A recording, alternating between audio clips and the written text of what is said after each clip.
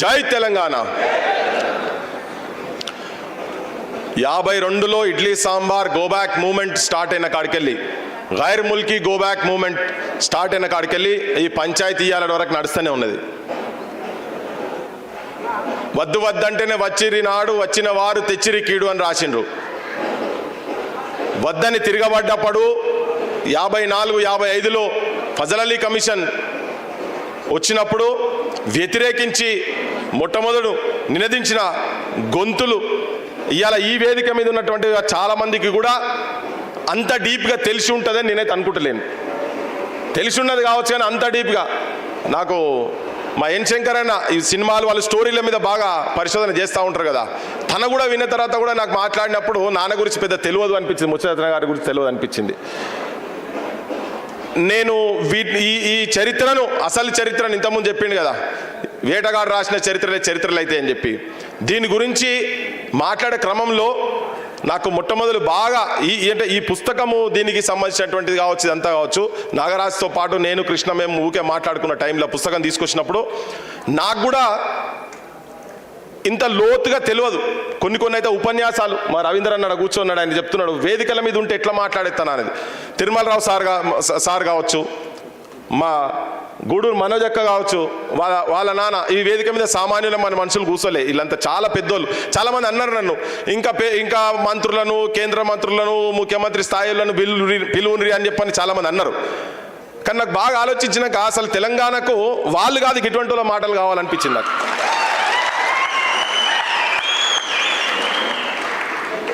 అంటే సరే నేను వాళ్ళను ఇన్సల్ట్ చేసుడు కాదు, దేనికి కాదు, కానీ అసలు ఏ ఆకాంక్షల గురించి అయితే తెలంగాణ వచ్చిందో, తెలంగాణ తీసుకొచ్చుకున్నామో, ఏ పోరాటం దేని గురించి అయితే 54-55లో కలపద్దన్నప్పుడు జరిగినటువంటి పోరాటంలో 8 మంది విద్యార్థులు చచ్చిపోయినరు. దాని తర్వాత 1968 ఉద్యమం, మాదన్న మాకి రాజన్న దేవుడా అంతకన్నా మేము అడిగేది లేదు రాని 48లో గొంతెత్తిండు. ఈ పోరాటాలు నడుస్తూనే ఉన్నాయి. 369 మందిని నిర్దాక్షిణ్యంగా కాల్చి చంపినటువంటి దుర్మార్గుడు కేబీఆర్ పార్క్ రూపంలో, కాసు బ్రహ్మానంద రెడ్డి పార్క్ రూపంలో ఇప్పటికీ తెలంగాణ వచ్చిన తర్వాత కూడా ఇంకా వెలిసి ఉన్నాడు అక్కడ. అదేం విగ్రహాలు అట్లనే ఉన్నాయి, అస్తిత్వం అట్లే ఉన్నది. మొన్న 1200 మంది చనిపోయిన తర్వాత తెలంగాణ తీసుకొచ్చుకున్న తర్వాత 12 ఏళ్ల తర్వాత అసలు నా తెలంగాణ ఏది అని చెప్పని ఇటువంటి వాళ్ళందరూ ఆలోచిస్తుంటే నిజంగా కూడా అందరూ ముక్కులు వేలేసుకునే పరిస్థితి వచ్చింది తెలంగాణ ప్రజలకు. ఇప్పటికీ తెలంగాణలో ఆత్మహత్యలు ఆగలేదు, రైతుల ఆత్మహత్యలు ఆగలేదు, నిరుద్యోగుల ఆత్మహత్యలు ఆగలేదు. నిరుద్యోగులు నా నౌకరు నాకు కావాలి అని చెప్పి రోడ్ల మీదకి వస్తే ఒళ్ళు వలగొడుతున్నారు, కేసులు పెడుతున్నారు. మరి ఎటువంటి వాళ్ళ చేతులలో ఇవాళ రాజకీయ వ్యవస్థ ఉన్నది? ఇటువంటి వాళ్ళని ముచ్చర సత్యనారాయణ గారిని ఎందుకు ఇవాళ స్ఫూర్తిగా తీసుకోవాలి, తన జీవితాన్ని ఎందుకు స్ఫూర్తిగా తీసుకోవాలని చెప్పని ఒక్కొక్క విధంగా మేము వ్యాస సంకలనం తిరుమలరావు సార్ మేము కూర్చున్నప్పుడు సార్ గైడ్ చేసిన దానికి ఇటువంటిది మనం ఒకటి తీసుకురావాలి, ఈ చరిత్ర బయటికి రావాలనుకున్నప్పుడు ఒక్కొక్క రకంగా దీన్ని వాళ్ళ ఆలోచన విధానంతో రాసిన వాళ్ళు ఇంకా చాలామంది వచ్చేది ఉండే. 2 పుస్తకాలు ఇవాళ ఆవిష్కరణ చేయాలనుకున్నాం. ఒకటనే తన ఆత్మకథ, జీవిత కథ ఒక పుస్తకం ఒకటి, తర్వాత వ్యాస సంకలనం ఒకటి. చాలామంది ఏం చెప్పిందంటే ఇది ఇట్లా కాదు, ఒక డే లాంగ్ సెషన్ జరగాలి దీని మీద. తన చరిత్ర అంటేనే తెలంగాణ చరిత్ర అనేది మాకు అనిపిస్తున్నది కనుక రాసిన వాళ్ళు అట్నే రాసిండ్రు కనుక దీనికి ఇంకా విస్తృతంగా దీని మీద చర్చ జరిగి అందరినీ చాలామందిని ఇక్కడ పిలిచి మాట్లాడిపియాలని చెప్పని అనుకునేటువంటి సందర్భంలో ఆ పుస్తకాన్ని ఇంకొక 15-20 రోజుల్లో, నెల రోజుల లోపల ఇంకా కొంతమంది కూడా ఆర్టికల్స్ రాస్తాను అనుకున్న సందర్భంలో ఆ ఒక్కటి అలా జరుగుతలేదు. ఆత్మకథ కూడా దాంట్లో వెతుకుతుంటే ఎక్కడెక్కడియో చరిత్రలు ఇవన్నీ చాలా ఇంకా కూడా ఈ పుస్తకంలో ఇంకా రావాల్సినటువంటి అంశాలు కూడా చాలా ఉన్నాయి. ఇవాళ అందరికీ తెలంగాణ యువతరం తరఫున కావచ్చు, నిరుద్యోగుల తరఫున కావచ్చు, భవిష్యత్ తెలంగాణ నిర్మాణం చేయాలనుకునేటువంటి ఆలోచన ఉన్నటువంటి అన్ని సంఘాలకు కావచ్చు, అందరికీ ఈ సభ నుంచి ఇది ఆలస్యంగా స్టార్ట్ అయింది. నేను 2 గంటలకు ఎట్టి బస్సులో మొదలు పెట్టుకోవాలనుకుంటే ఇంతకుముందు గవర్నర్ మీటింగ్ ఉండి చాలామంది వచ్చి చాలామంది వెళ్ళిపోయారు. 4-5 గంటల వరకే ఉండిపోవాలనుకున్న తర్వాత ఇక మేము టీవీలలో చూస్తామన్నా అని చెప్పి దూరంకి వెళ్ళి వచ్చిన వాళ్ళందరూ చాలామంది వెళ్ళిపోయారు. వాలంటరీగా వచ్చిన వాళ్ళందరికీ ఇవాళ వీళ్ళ మాటలు అన్ని ఛానళ్ళలో దాదాపుగా మా రఘునడీడా సీనున్నాడు, అన్ని ఛానళ్ళలో యూట్యూబర్స్ కావచ్చు, మెయిన్ ఛానళ్ళు కూడా ఉన్నారు. మెయిన్ ఛానల్ మొత్తం చూపిస్తారో నాకు తెలియదు కానీ ఒక్కొక్క మాట ఈ తెలంగాణ గడ్డ గురించి, అస్తిత్వం గురించి వీళ్ళ గుండెలకెళ్ళి వచ్చేటువంటి మాటలు ఇవాళ వినబోతున్నారు. మీరందరూ తెలంగాణ ప్రజానికానికి చెప్పబోతున్నా నేను. ఎవరిని మాట్లాడించినా కానీ ఈ త్యాగాలు జరిగిన తర్వాత కూడా ఎందుకు నా తెలంగాణ అస్తిత్వం ఆత్మగౌరవంతో ఎందుకు లేదు అనేది ఒక ప్రశ్న వీళ్ళందరి లోపల ఉన్నది, నా లోపల కూడా ఉన్నది. ఒక సంఘర్షణ, ఒక ఆవేదన, ఒక ఆందోళన.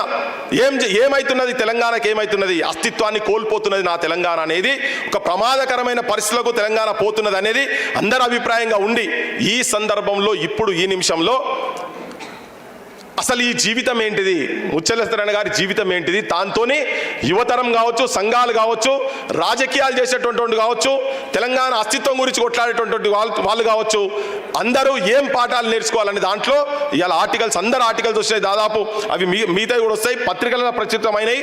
దాదాపు 12 ఆర్టికల్స్ ఉన్నాయి. ఒక్కొక్కరు ఒక్కొక్క కోణంలో చూసి, ఒక్కొక్క కోణంలో మా అన్న రమేష్ బాబు అన్న రాసుకుంటా చెప్తాడనిలా, అరే ఇప్పటిదాకా మనము తప్పు చేసినాం అంటే మనకే తెలియదు చరిత్ర అని చెప్పని. ఈ వచ్చే యువతరానికి ఆత్మవిశ్వాసంతో ఆత్మహత్యల సైడ్ పోకుండా ఒక సైనికుల లెక్క ఎట్లా కొట్లాడను అనే దాన్ని ఈ మీటింగ్ ప్రధానమైన ఉద్దేశంగా, ఏం కొట్లాట, ఎక్కడి నుంచి ఏ కోణాల నుంచి వచ్చి, బాల్యం గురించి కావచ్చు, మా వినాయక్ రెడ్డి సార్ తన బాల్యం ఎట్లా ఉండే, ఏం సంగతి అంటే ఒక్కొక్కరు ఒక అనుభవాలు ఉన్నాయి ఇలా చెప్పేటోళ్ళందరి. ఒక్కొక్కరి పాశం యాది రంకులు వాళ్ళకు సోపతి ఉన్నది. ఆయన ఇప్పటికి కొట్లాడుతూనే ఉన్నాడు, మొత్తుకుంటూనే ఉన్నారు. కానీ వీళ్ళు పొద్దుగా లేస్తే మొత్తుకుంటోలే కాదే, ఏమైతే వీళ్ళతో నన్ను కాడుకున్నది. నాకు నిన్న సంగిశెట్టి అన్న ఆ జై తెలంగాణ పత్రికకు సంబంధించినటువంటి టైటిల్ ఒక్క పేపర్ కూడా లేదు. మేము అన్ని కట్టలు కట్టి ఒక పెద్ద మనిషి దగ్గర పెట్టినాం, ఓ 20-25 ఏళ్ళ కింద. ఇవాళ అడుగుతూనే పేపర్ లేవంటున్నాడు. పెట్టుకొని, ఎందుకంటే పుస్తకం బయటకు వస్తే అసలు చరిత్ర బయటకు వస్తుంది కదా. నా బుక్లో ఇప్పుడు లేదు, ఇప్పుడు వచ్చేటువంటి ఆత్మకథ లేదు, కానీ టైటిల్ ఇప్పుడు బయటకు వచ్చింది. సంగిశెట్టన్న ఈరోజు దాని మీద ఆర్టికల్ రాసిండు. అసలు జై తెలంగాణ పత్రిక ఏంది, దాని నేపథ్యం ఏంది, అమరన్న ఆర్టికల్ వచ్చిన తర్వాత దాంట్లో ఎట్లా రాజ్యం, బ్రహ్మానందరెడ్డి వీళ్ళందరూ ఎట్లా దాన్ని అనగదొక్కాలనే ప్రయత్నం చేస్తున్నారు. అంటే వాస్తవిక చరిత్రను, అప్పుడేమో భవిష్యత్ తెలంగాణ నిర్మాణం గురించి ముత్యాల సత్యనారాయణ గారు అసంటోలు కావచ్చు, ప్రభాకర్ రావు గారు అసంటోలు కావచ్చు, దేవులపల్లి అమరన్న అసంటోలు కావచ్చు, వీళ్ళందరూ ఆ పత్రికలో పనిచేసిన వాళ్ళు ఎట్లా నిర్మాణం చేయాలనుకునేది అన్ని కూడా అప్పుడు తొక్కి పెట్టాలంటే తెలంగాణ వచ్చిన తర్వాత కూడా వీళ్ళు తొక్కి పెడుతున్నారు. ఎందుకంటే నిజమైన చరిత్ర బయటకు వస్తుందనే ప్రమాదం, చరిత్ర బయటకు వస్తే అసలు రంగులు ఎవరేందనేది బయటకు వస్తుందని. ఇవాళ ఈ తెలంగాణకు నిజమైన భూమిపుత్రులు ఆత్మాభిమానంతో తెలంగాణ బతకాలనుకుంటే మాత్రం ఒక సైన్యం లెక్క, సైనికుల లెక్క, ఐడియాలజికల్ మిలిటెంట్స్ తెలంగాణకు అవసరం ఉన్నదని చెప్పని నేను ఈ వేదిక మీదకి తెలంగాణ 50 మంది తెలంగాణ జనానికి నేను విజ్ఞప్తి చేస్తున్నా. నా దృష్టిలో ఇలా ఏ రాజకీయ పార్టీ కూడా, ఏ పార్టీలో ఇలా అధికారం ఉన్నోళ్ళు కావచ్చు, ఆపోజిషన్లో ఉన్నోళ్ళు కావచ్చు, ఎవరిని చూసినా నాకైతే చిత్తశుద్ధితోటి తెలంగాణ ఆత్మ ఆవిష్కరించేటువంటి నాయకత్వం ఏ రాజకీయ పార్టీలో, నాకు ప్రస్తుతం ఉన్నటువంటి రాజకీయ పార్టీలు ఎవరి దగ్గర కనబడతలేదని చెప్పి నేను ప్రజలకు విజ్ఞప్తి చేయదలుచుకున్నా. పొద్దున్న లేస్తే మొత్తుకుంటూనే ఉన్నాం. అయితే నేను మధ్యలో మాట్లాడేటప్పుడు మాట్లాడతా, ఇది వేలాది మంది, లక్షలాది మంది, ఒక చిన్న ఇన్విటేషన్ పెడితే లక్షలలో పోయింది అది. ఇలా నిన్న మొన్న మాట్లాడుకుంటా తిరుమలరావు సార్ చెప్పిండ్రు, నేను మనజక్క తిరుమలరావు సార్ కూర్చున్నప్పుడు చెప్పిండు, సత్యనారాయణ గారిది ఒక సినిమా తీయాలని, ఈ చరిత్ర సినిమా తీయాలి, బరాబర్ తీద్దాం సార్ అని చెప్పిన. శంకరన్నకు ఆల్రెడీ అనుభవం ఉంది. ఎందుకు తీయాలంటే దీన్ని కమర్షియల్ కాదు, అది అసలు ఆలోచన లేదు. ఒక పత్రిక రాజ్యానికి వ్యతిరేకంగా ఒక వాయిస్ రావాలని చెప్పని కొట్లాడినప్పుడు వారానికి, ఆ కాలంలో 1970 కాలంలో వారానికి ఒక సంచికి వస్తే దాని గురించి పైసలకు నానా తంటలు పడ్డాడు. ఆ పైసలు కనుక దగ్గర పెట్టుకునేది ఉంటే ఇవాళ ఒక సగం హైదరాబాద్ కొనుక్కుని కావచ్చు అని తన. కానీ అంతా అంటే ఎన్నో సాక్రిఫైస్ ఇలా తెలంగాణలో నక్సల్ ఉద్యమాలలో కావచ్చు, తుపాకులు పట్టుకొని, బాంబులు పట్టుకొని ప్రజా సమస్యల గురించి ప్రజల పక్షాన అడవిలో తిరిగినటువంటి త్యాగాలు కావచ్చు, ఇలా డైరెక్ట్ తెలంగాణ ఉద్యమంలో కావచ్చు, చాలామంది దెబ్బలు తిన్నోళ్ళు, జైళ్ళ పాలైనోళ్ళు, నెలలు సంవత్సరాలు వాళ్ళ జీవితాలు తెలంగాణ గురించి అర్పించినా కానీ మళ్ళీ లాస్ట్కి వచ్చే వరకు పెద్ద క్వశ్చన్ మార్కు. ఇక్కడ మొత్తం ఆంధ్ర ఆధిపత్యాలకు సంబంధించినటువంటి, ఆంధ్ర పెట్టుబడిదారు వర్గాల చేతులలో ఉన్నటువంటి రాజకీయ వ్యవస్థ అన్ని రాజకీయ పార్టీలలో ఉంటుంది. కాబట్టినే ఇవాళ ఈ మీటింగ్ తెలంగాణ ప్రజలకు ఒక దిక్సూచి లెక్క ఉండాల్సిన అవసరం ఉన్నది కనుక చెప్పదలుచుకున్నాం. 54లో రాసిండు, తెలంగాణ సోదరా తేల్చుకో నీ బ్రతుకు మోసపోతివ నీవు గోసపడతావు అని. పోయిన ముఖ్యమంత్రి చంద్రశేఖర్ రావు చెన్నారెడ్డి వచ్చి ఉద్యమంలో ఒక యాంకర్ అడుగుతుంటే చెన్నారెడ్డి పెద్ద నాయకత్వం వహించింది కదంటే కాదు, అంతకు ముందే తెలంగాణ చాలా భీకరంగా కొట్లాడింది, భావజల వ్యాప్తి కిందాక పోయింది, తనను ఉద్యమానికి ఆహ్వానం పలికిండ్రు అని అన్నాడు అని చెప్పిండు. రావోయి మర్రి చెన్నారెడ్డి ఇకనైనా రావేమి వెర్రి చెన్నారెడ్డి, రావోయి రామచంద్రారెడ్డి ఇకనైనా రావేమి మూగ చంద్రారెడ్డి అని పదం చెప్పిండు. ఆ పాట చెప్పిండు. నాకు నిన్న రాత్రి దొరికింది అది. మా వాళ్ళంతా వెంకటంతా చూస్తుంటే దొరికింది అది. అది పెడితే లక్షల మందికి పోయింది. కానీ చెప్పే క్రమంలో ఒక్కసారైనా కనీసం ఇది ముచ్చలెత్తన గారు రాసిండని మాత్రం చెప్పలే. ఆ దుర్మార్గు నోట్లకి ఆ పదం రాలే. ఇవాళ అంటే అటువంటి నిజమైన చరిత్రలు ఇవాళ జై తెలంగాణ పత్రిక వస్తే అందరు రంగులు బయటపడతాయి. ఇంకా చాలా మంది ఉన్నారు, అన్సంగ్ హీరోస్ చాలా మంది ఉన్నారు కదా.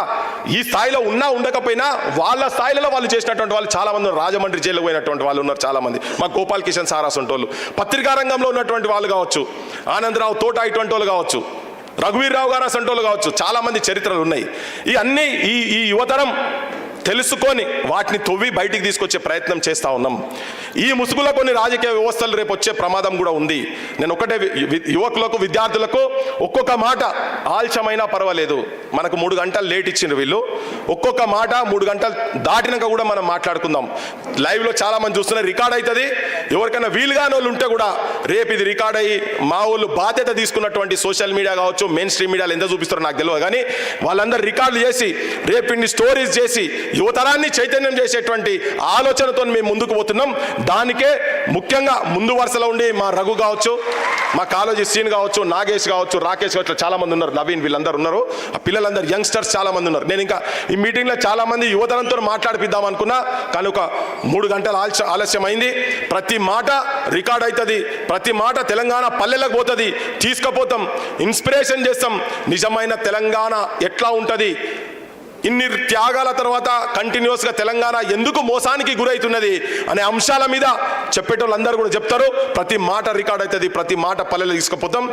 భవిష్యత్ తెలంగాణ రాజకీయాలను నిర్మించే ఆలోచనతోటి మేము ముందు పడుతున్నాం. ఏదేదో సామాన్యమైన సభ కాదు ఇది.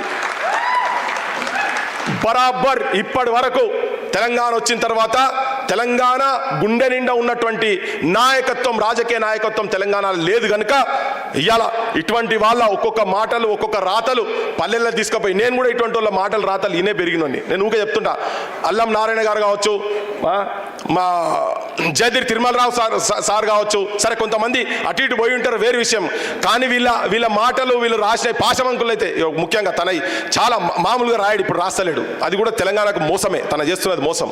రాస్తలేడు, నిజమైన చరిత్ర రాస్తాడు, మొత్తం తెలుసు తనకు. రాయాలి, తన కూడా రాయాలి. పాశమంకులు మీరు రాయాలంటూ ఎవరైందనేది కూడా రాయాలి. తన కలం పెడతలేడు, మాట్లాడుతున్నాడు. కానీ మాట్లాడితే రాస్తే అది వేరే తిరగబోతుంది, జనానికి వేరే తిరగబోతుంది. ఇవన్నీ వీళ్ళ రాతలు.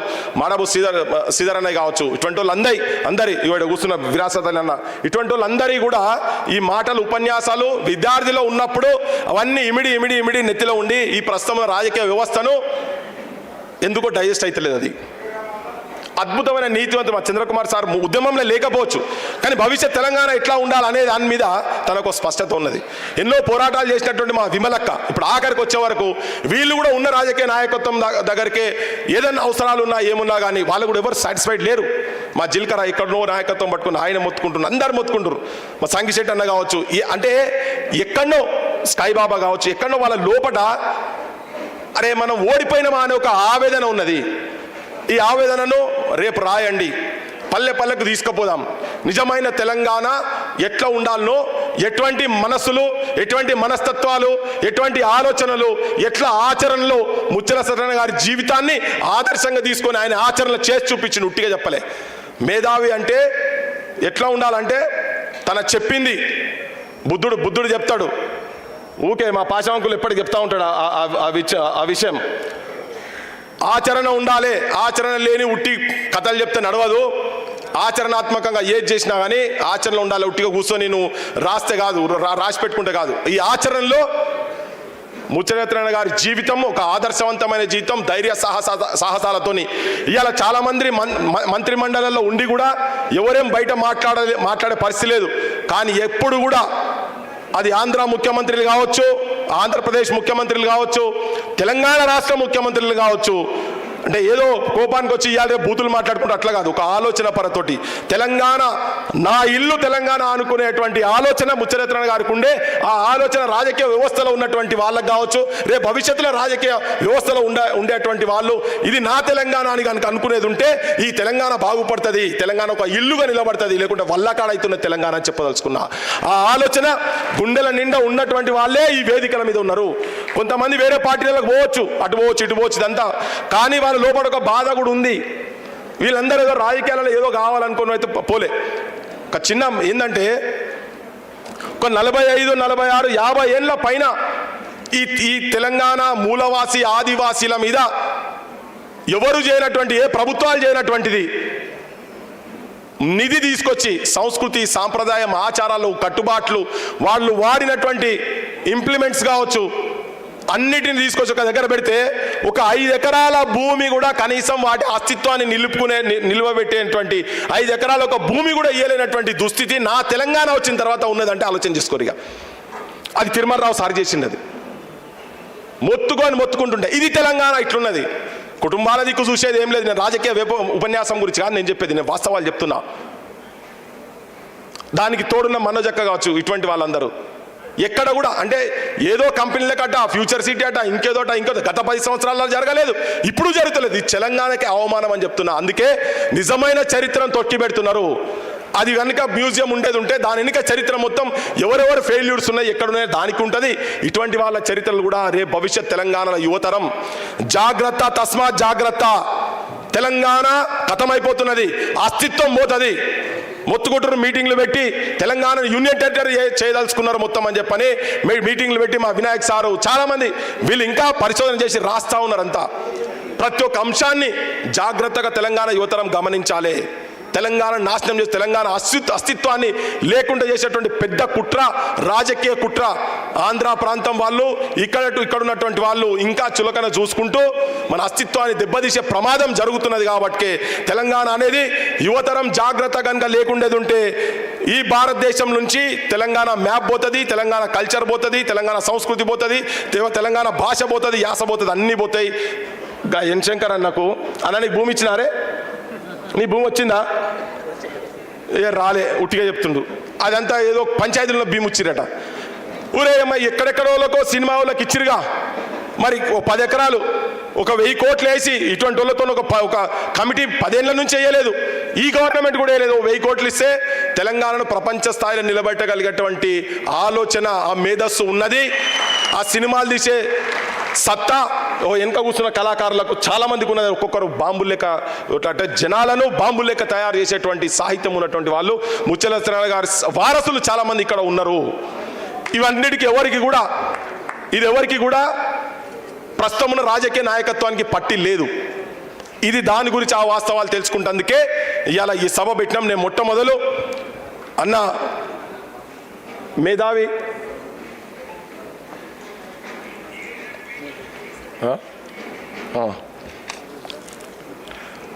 నాన్నతోని మా నాన్న వాళ్ళ నాన్న ముచ్చరత్న గారు, ఆచార్య గారు ఇద్దరు మంచి స్నేహితులు. ఈ మధ్యలో కొన్ని ఆధారాలు దొరికేటందుకు కూడా అన్న వాళ్ళ నాన్న తీసుకొచ్చినటువంటి పేపర్లు తీస్తే చాలా విషయాలు దొరికినాయి. ఎవరెవరు పీడీ యాక్ట్ల కింద ఎట్లెట్లా పోయినరు ఏందనేది అవన్నీ చాలా విషయాలు దొరికినాయి. తనకు దగ్గరి సంబంధం ఉంది. వాళ్ళు చిన్నప్పుడు వాళ్ళంతా చూసిండ్రు కాబట్టి మడబు శ్రీధరన్ అని మొట్టమొదటి మాట్లాడవలసిందిగా కోరుతున్నాం. మీరే ఫస్ట్. ఎవరు చెప్పండి? ఒక్క నిమిషం, 5 minutes వచ్చిన